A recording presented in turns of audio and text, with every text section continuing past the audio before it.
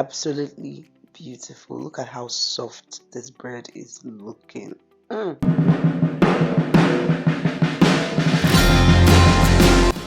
Hi my beautiful people, today we're making sardine bread, and for this you need flour, yeast, eggs, sugar and milk, some salt. You also need margarine 100 grams and 2 cups of water, and of course the star of the show, sardines. First, I'm going to measure out the eggs. Now this recipe calls for more yolk than egg whites, so we're going to use 3 whole eggs and about 5 egg whites. Do not be discouraged, all the list of the ingredients with the measurements will be in the description box below, so be sure to check that out. After we're done measuring the eggs, we're going to move on to mix our dough, and for this we need a big pan that would fit the flour, and I'm just doing 8 cups of flour, which is quite a lot because I'm going to be using half of the dough for something else. So guys, I added all the dry ingredients, that's the sugar, the milk, the yeast and the flour, and I'm just going to give this a good stir just to make sure that all the ingredients incorporate properly. Then I'm going to make a well in the middle and proceed to add my 2 cups of water and the whole egg. Also, we're going to be adding half margarine, that's the margarine, just half of it, and then the salt. Then we'll gradually bring this dough together by stirring just as you see me do till it turns into a shabby looking dough. Now the reason for this is just to give the flour more time to activate so that it's going to give us a very stretchy dough. Now you want to be patient with this, and the moment you observe that your spatula or your turner can't handle the turning anymore, you have to change to your hands.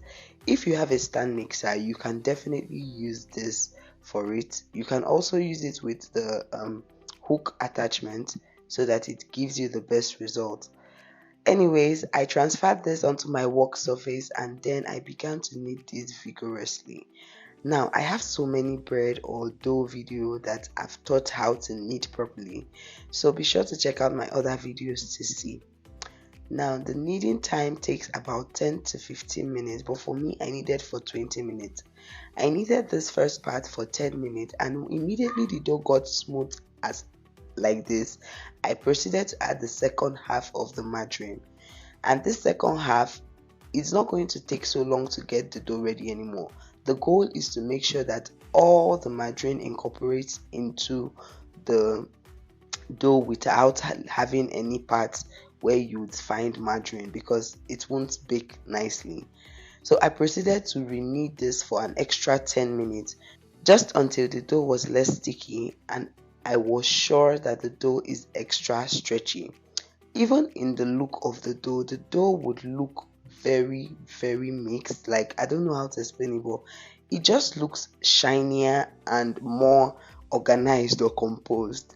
So this is the stage you want to make sure you get your dough to be before you proceed to share it or leave it to poof. Now you have to always be sure to knead your dough properly. This may take you longer than it took me, or it may take you shorter if you're using a stand mixer. And the total knead time I did for this was 20 minutes. 10 before I added the second margarine and 10 after I added the second margarine. Now I divided the dough in half because I'm going to use the second half for the burger bun, and that recipe is already up on my channel now, and this is the second half. I left this to sit for about 10 minutes while I was working on the burger bun, and now I'm back to it. I deflated all the air in the dough and then set it aside. I proceed to prep the sardine. If you like to mix the oil and the fish, do whatever you feel more comfortable doing. Personally, I do not like using the oil because they put a lot of preservative in it, and using the fish just, makes it sound better to me. I proceed to stretch out my dough, and then I would apply, not stretching it out, like rolling it out, and this just helps with the air bubbles and also to deflate those air bubbles, because those air pockets will give you big holes inside your bread and you actually don't want that. Anyways, after rolling the dough to my desired spread, I spread out the sardine mixture in the dough. Now there are different ways to put your sardine in your bread. You can either do this individually or just as you see me do, a spread like this. After spreading the sardine evenly, I proceed to roll this dough just as you would do a cinnamon roll bun. And after rolling it, I would also divide this dough into about 4 portions, and then I take each portion, flatten it out again and roll it the other way. This is just to ensure that there are no holes when this bread bakes, and to make sure that the sardines are not just stuck in only one part of the bread. That is why I'm doing this. Again, you can skip this, you can choose to put it anyhow. It's your bread, you're the one eating it, so there are no rules to it.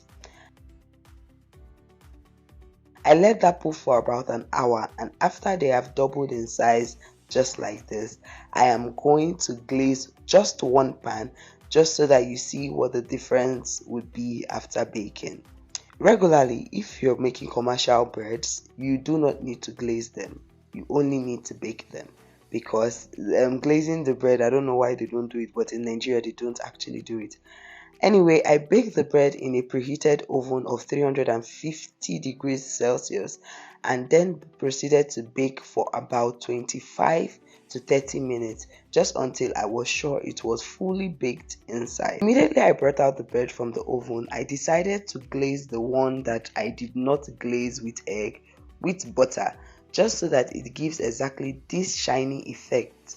I totally forgot to oil my pan before putting parchment, and the bread got stuck in the pan, but this did not cause any problem because I just took a very thin knife and ran through the edges of the bread and then proceeded to bring it out.